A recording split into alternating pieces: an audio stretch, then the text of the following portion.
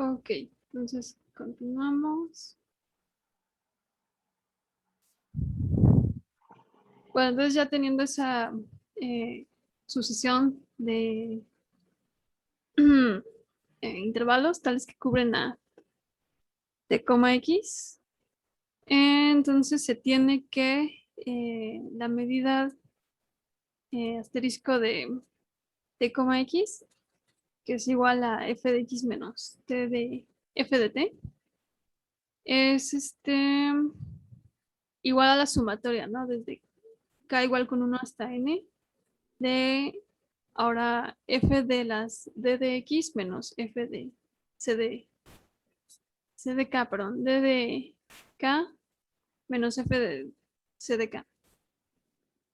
Y esto, como cada uno de estos, recuerden que los intervalos c, k, no, ck, dk están contenidos en los an, bn más delta de n.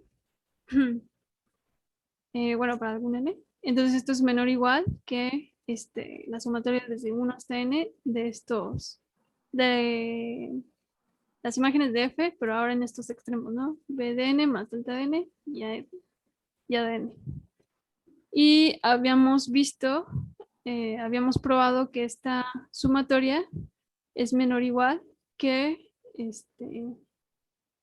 que la sumatoria desde 1 a n de f de b de n menos f de a de n más un epsilon.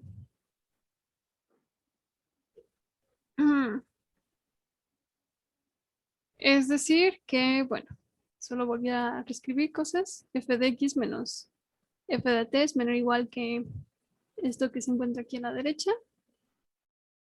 Y bueno, esto fue por el lado derecho de la desigualdad. Ahora por el lado izquierdo, recordemos que esta f de t la pedimos menor que epsilon.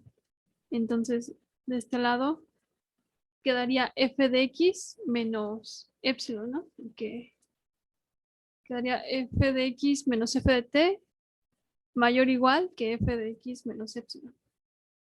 Y bueno, ya escrito de forma resumida. Ah, bueno, aquí fue lo mismo, perdón. Bueno, ya antes de las desigualdades anteriores se tiene esta desigualdad juntándolas. Y dado que epsilon fue arbitrario, entonces ya solamente tendríamos que f de x es menor o igual que la sumatoria de estas f de n menos f de a de n. Y dado que esta sucesión an, bn fue arbitraria, entonces tenemos que f de x es menor que mu de asterisco, porque recuerden que es el ínfimo de estas sumatorias. Y por tanto ya hemos demostrado la segunda desigualdad y por tanto se tiene la igualdad entre estos dos elementos. F de x igual a mu asterisco de menos infinito con x. No sé si hay dudas.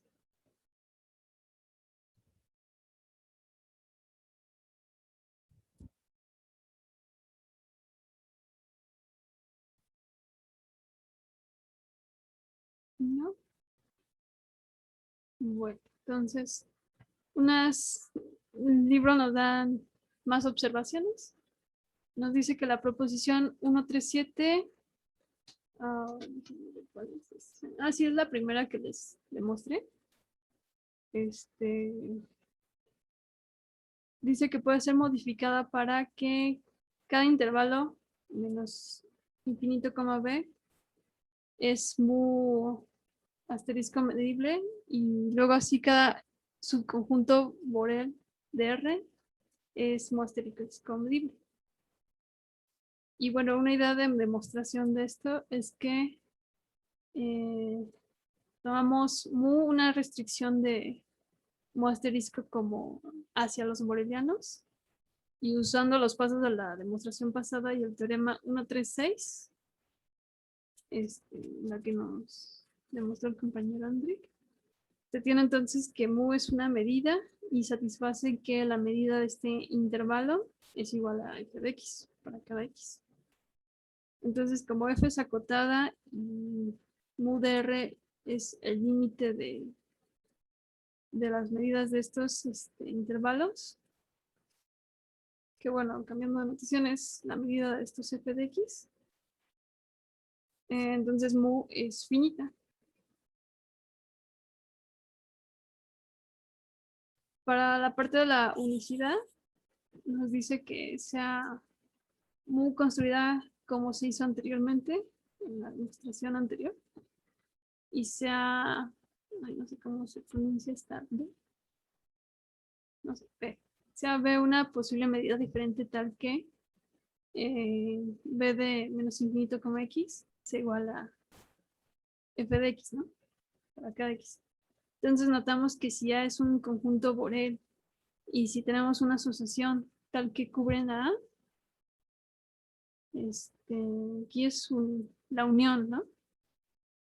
Un dedazo que no salió el símbolo de unión. Entonces se entiende que la B de A es menor o igual que la sumatoria de las medidas de estos intervalos, que esta sumatoria es a su vez la sumatoria de estas longitudes. Y ya que mu asterisco de A fue definida como el ínfimo de estos de este conjunto, que es los intervalos, la asociación de intervalos que cubren A, entonces se sigue que B de A es menor o igual que mu asterisco de.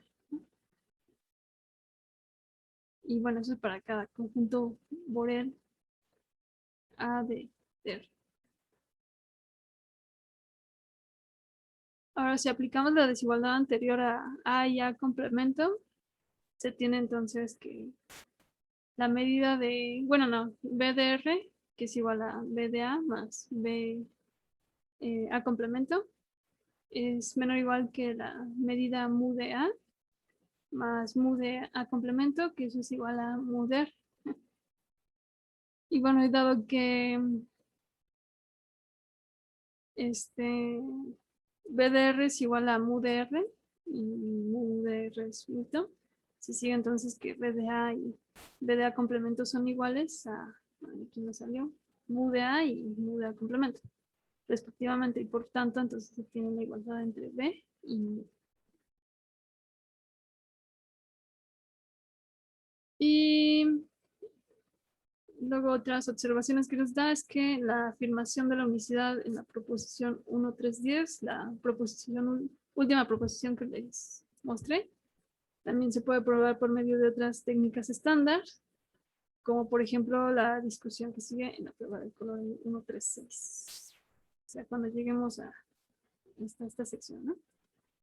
Y la unicidad en la proposición 1.3.10 también se puede probar por medio de otras técnicas estándares. Bueno, eso ya lo repetí, perdón. Es lo mismo. Y bueno, entonces aquí concluimos este subcapítulo. Aquí concluyo yo también. No sé si tengan dudas, preguntas.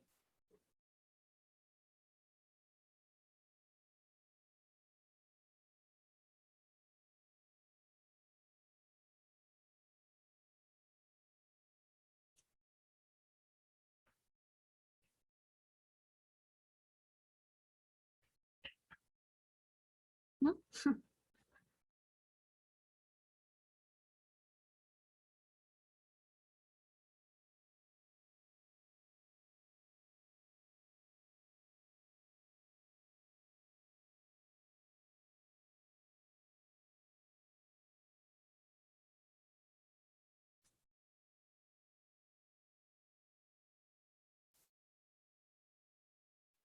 Bueno, pues ya dejo de compartir.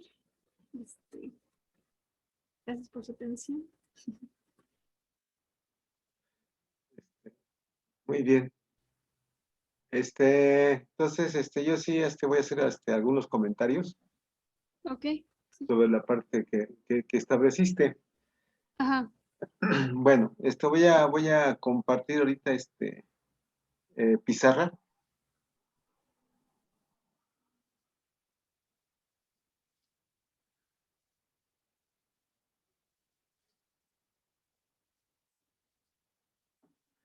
Entonces, básicamente el desarrollo de Lisa, pues es interesante, ¿no? Porque es básicamente construcción de medidas finitas sobre los borelianos. Sobre los borelianos. Entonces, construcción de una medida finita, una medida mu, exactamente sobre los borelianos, por supuesto dentro de los reales, ¿no? Entonces, es una manera exactamente de construir.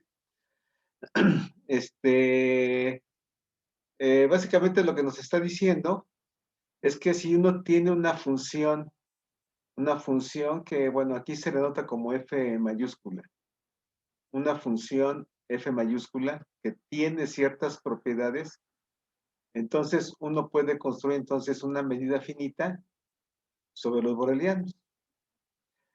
¿Cuáles son las propiedades que se tienen sobre la función? La función, la función F. Ok. Ajá. Entonces, básicamente, que debe de ser, espero que no se me olvide alguna propiedad, pero debe de ser entonces no negativa.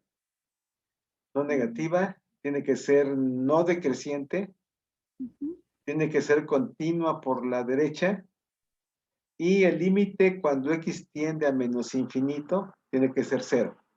Sí, ya Ok, acotado.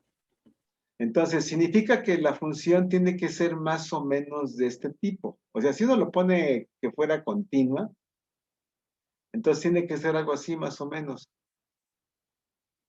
Una función no negativa, no negativa, bueno, aquí la voy a poner continua, ¿va? Continua, algo así más o menos. Una función no negativa, que ya se me fue la bien. Una función no negativa, aquí la Continua estoy, por aquí la la. estoy poniendo continua, debe ser continua por la derecha, Ajá, acotada ¿va? también. Acotada, Sí. eso es acotada, ok, bueno, acotada, entonces significa que vendría por acá arriba y a lo mejor después sería, no sé, a lo mejor me la imagino de manera asintótica, si es que uno pretende de que sea, ¿cómo se dice? Acotada. Acotada. Ajá. Bueno, perdón aquí por las líneas que no son así que dijéramos muy derechas, pero entonces sería algo así como asintótica. Luego, otra propiedad es de que el límite, cuando x tiende a menos infinito, pues es el cero, ¿no? Ujú. Entonces, algo así más o menos, ¿no? Entonces, así. Entonces, eso permite entonces, exactamente definir la función, una medida finita sobre los borelianos. No hay mucha ciencia, pues, al respecto. Por supuesto, la demostración, pues, sí resulta a veces un poquito medio complicada, pero geométricamente es muy simple, ¿no? Lo que está pasando. Si uno tiene un elemento X, tiene un elemento X aquí, pues nos fijamos exactamente en la imagen de la función sobre el X. Y entonces, exactamente aquí nos da, ¿no? Nos da exactamente el valor f de X. ¿Qué es lo que mide exactamente la medida? La que están trabajando. Bueno, la que miden precisamente la altura de aquí. Eso es lo que mide exactamente la medida. Pero lo curioso es de que, digamos que esta medición de la altura la trasladamos a que eso sea la medida del intervalo exactamente menos infinito, infinito, x.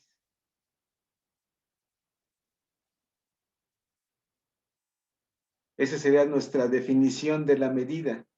O sea, la medida del intervalo menos infinito x, cerrado por la derecha, ¿qué es lo que es? De acuerdo con la medida que queremos definir. Pues simplemente es la altura, ¿no? Que tiene el valor de f en x. O sea, la medida, lo que uno tiene ahí, es de que la medida de este conjunto, pues es exactamente f de x.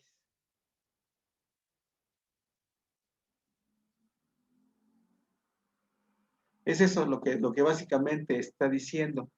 Pero por supuesto, para que en efecto se tenga una medida, entonces lo que se está desarrollando es verificar cuáles son las funciones que bajo estas circunstancias podamos definir la medida del intervalo menos infinito x, que sea la altura de f de x. La medida, ¿no? Esta es exactamente la medida, ¿no? Que uno tiene, ¿no? O sea, ¿cuánto vale el intervalo aquí de 0 a f de x? Pues vale exactamente f de x. O sea, esto sería exactamente igual. Entonces, a la medida de Lebesgue, exactamente del intervalo 0, f de x.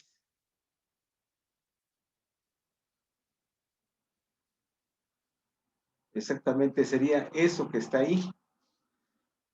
Entonces, eso es lo que el desarrollo, ¿no? De toda esta parte. Básicamente, entonces, ¿cómo definir una medida mu, a través de una función con ciertas propiedades, de tal manera que la medida del intervalo menos infinito x sea exactamente la altura f de x? Y entonces, básicamente lo que se está estableciendo es ver cuáles son las condiciones que debe de cumplir f para que se obtenga precisamente esta condición, para que realmente la mu no sea precisamente una medida. Por supuesto, cuando la función f mayúscula no es continua, entonces, bueno, tiene que ser continua por la derecha. Entonces me está diciendo que es algo así más o menos. Déjenme ver esto. Nos está diciendo que es algo así, viene la función, ¿verdad? Y a lo mejor aquí tiene un salto y luego se viene por acá. Pero en el salto, ¿dónde tendría que estar definida a fuerzas la función en x? Bueno, tiene que estar a fuerzas aquí definida.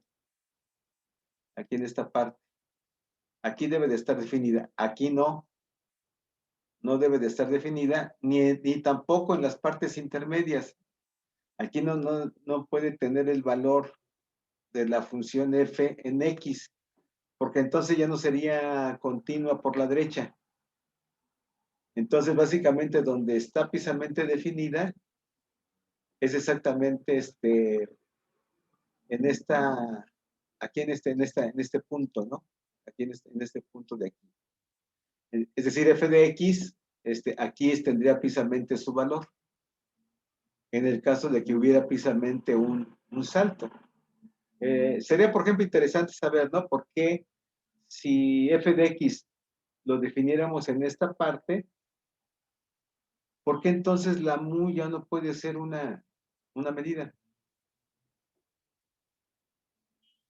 ¿Verdad? Sería interesante verificarlo. O sea, ¿por qué si aquí falla la continuidad por la derecha, entonces, ¿por qué entonces ya la mu a lo mejor ya no va a ser exactamente una medida? ¿Verdad? Y por supuesto, cuando tenemos aquí, digamos, otro y, ¿verdad? Un y entonces aquí está el valor de f de y, el valor de f de y. Entonces, por eso se tiene que la medida de quién, del intervalo x, ya lo escribí mal, voy, déjeme borrarlo, porque no se parece algo en chino. Por la medida de quién, la medida de exactamente de x,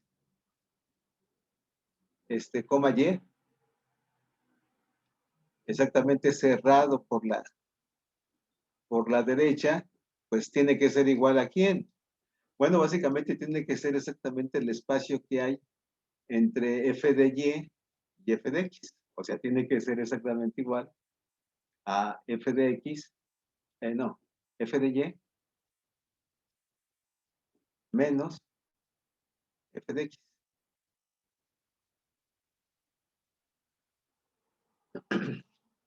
Así de esa manera. ¿verdad? Si no mal recuerdo, creo que más adelante se va a establecer. Básicamente hay una correspondencia biyectiva entre las medidas finitas sobre los Borel de R y este tipo de funciones. O sea, a cada función le corresponde una única medida finita sobre los borelianos. Entonces, eso da precisamente una caracterización de cómo son precisamente estas medidas y que de alguna manera están determinadas por este tipo de funciones, bajo la correspondencia que hay. Entonces, eso es lo que se desarrolla exactamente en esta parte. O sea, básicamente se están caracterizando este tipo de medidas exactamente sobre los borelianos. Entonces, nomás quería hacer ese comentario. Otro más que quisiera hacer es sobre exactamente la recta que Elisa consideró.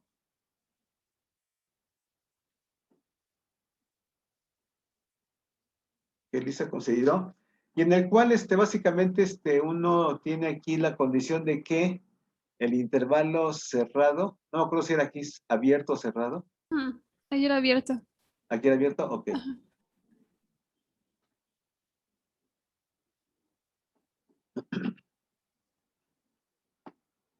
Entonces, aquí es abierto. Aquí es entonces ahora cerrado.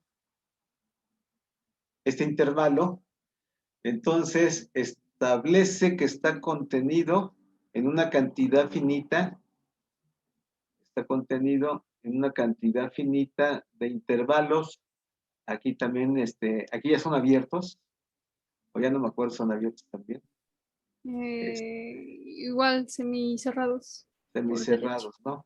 Ok. Con extremos AN,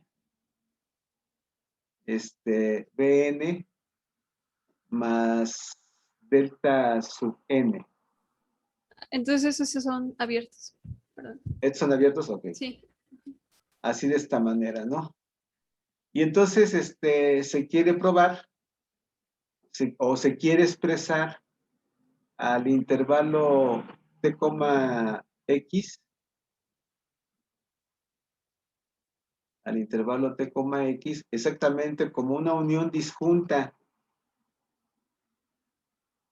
de una cantidad finita, exactamente de intervalos, aquí son, ¿qué? ¿Abiertos?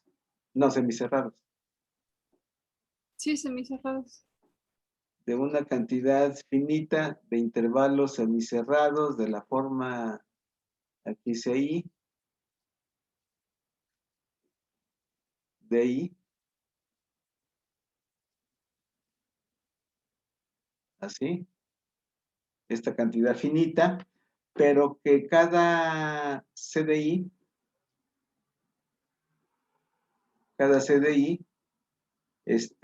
aquí coma DDI, esté contenido en alguno de los en alguno de los que están aquí, en algún intervalo abierto de la forma AN, BN más delta DN, ¿no? Ese es lo que Elisa empezó a construir, o sea, cómo construirlos para poder establecer exactamente esta relación, esa condición. Entonces lo comento por el hecho de que precisamente a Andrik también se le presentó lo mismo. Él tenía, si no mal recuerdo, un cierto conjunto, ya no recuerdo si era conjunto que era, un cierto conjunto que estaba contenido exactamente en una unión finita de ciertos rectángulos, parece que R de Is, ¿verdad? Y lo que se quería hacer, era un rectángulo, me parece. No me acuerdo la notación, si era A o era un T, no me acuerdo. Pero entonces, sí. ¿era acá? Sí. Ok, entonces está aquí. Entonces era un rectángulo K que estaba contenido exactamente en una unión de ciertos rectángulos, donde la suma de volúmenes creo que era menor que que algo, o no me acuerdo, y que al K se tenía que expresar como una unión finita de rectángulos, de cierto tipo de rectángulos disjuntos. Aquí, por ejemplo, también no me acuerdo cuál era la notación. Voy a poner que, bueno, voy a poner TJ. Entonces, este rectángulo K se expresa como una unión disjunta de cierto tipo de rectángulos TJ, de tal manera que cada TJ va a estar contenido en alguno de los RDIs. ¿Verdad? Eso es lo que se tiene. Bueno, la construcción aquí es un poquito complicada, o sea, no es sencilla, sobre todo la cuestión de la notación, ¿no? Lisa básicamente lo hizo a nivel de R. Eso está precisamente en el espacio RDD. En el espacio RDD. Entonces, hay que hacer exactamente lo que hizo Elisa. Hacerlo, aquí lo hizo precisamente en la recta numérica, en la recta real, pero esta notación, eje por eje, hay que hacerlo en general para RD. Y cuando digo eje por eje, por ejemplo, si estamos exactamente en R3, ¿verdad? En R3 hay que hacerlo precisamente, primeramente sobre el eje X, este tipo de construcción, y luego sobre el eje Y, y luego sobre el eje Z. Bueno, por supuesto, se puede hacer al mismo tiempo, ¿no?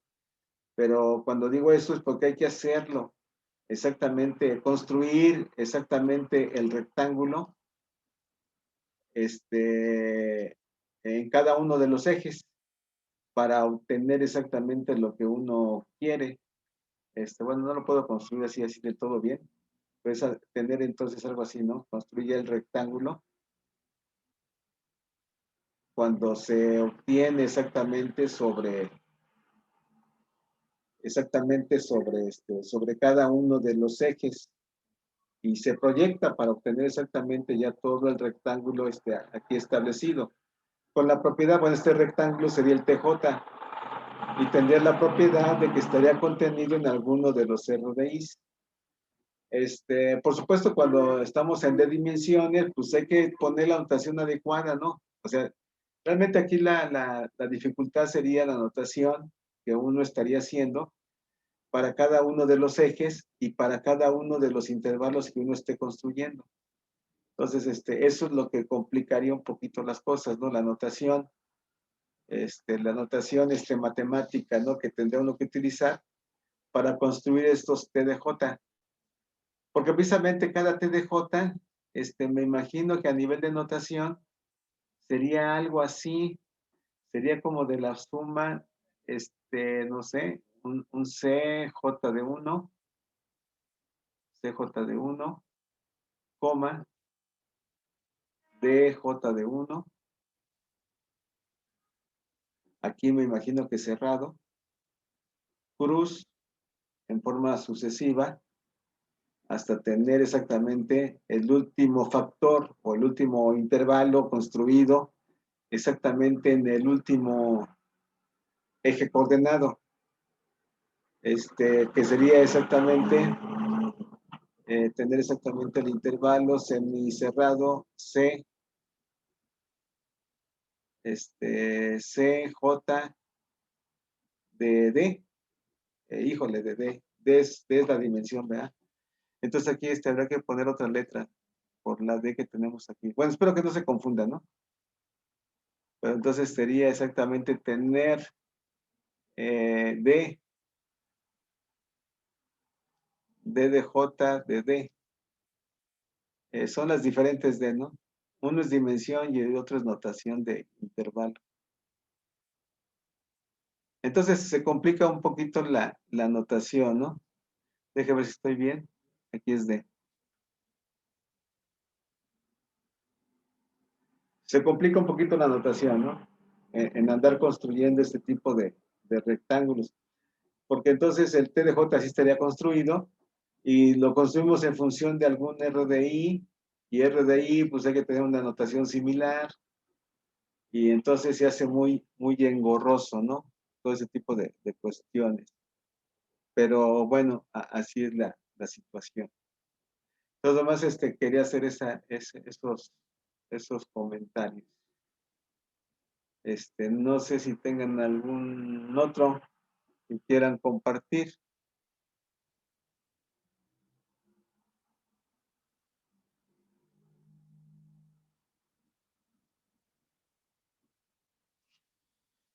Bueno, entonces, terminas, Elisa, ¿verdad?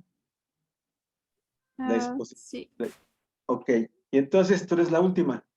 sí, exactamente.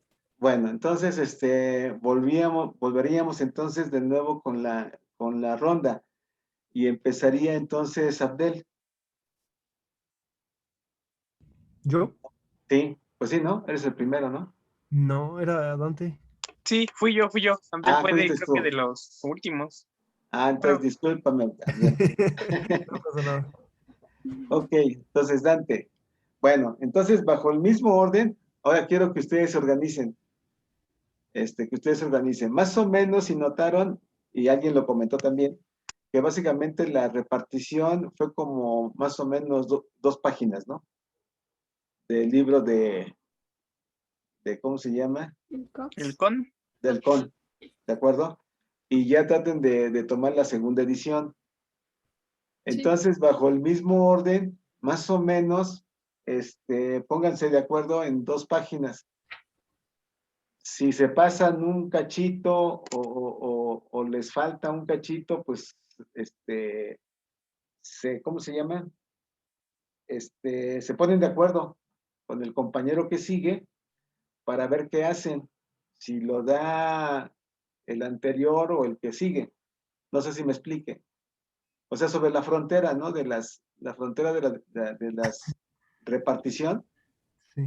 ahí sí va a ser complicado, ¿no? A lo mejor, porque no sabemos qué tal. Por ejemplo, si es una demostración y ya se acabaron las 2 páginas y sigue la demostración, entonces ahí no sé qué tanto sea lo que se pase. Entonces, bueno, traten de ponerse de acuerdo. A lo mejor los dos quieren entrar para demostrar ese resultado o lo que ustedes crean conveniente, como se acomode. Pero la idea es de que ya ahora ustedes pues ya vayan, pues sí, ¿no? Ya estamos en maestría. Entonces, pues ya pueden ustedes mismos continuar, ¿no? Sin que uno les diga, pues, sí, ¿de acuerdo? sí. Sí, Entonces, profe. hagan eso. También, repártanse los ejercicios. O sea, más o menos, de acuerdo con el siguiente bloque de temas que les toque, pues más o menos, no vean la dificultad del problema. O sea, traten de repartirlo, digamos, que sea lo más natural posible. O sea, no se fijen de que este está más difícil, entonces no lo quiero.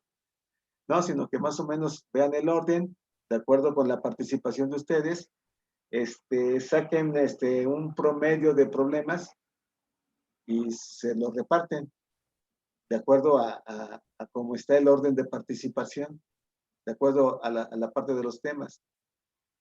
Y más o menos que les toque la misma cantidad de problemas y a resolverlos y me los entregan. Ok, sí, Sí, profesor. sí, ¿Sí? profesor, sí. En la repartición no se fijen si está complicado o no.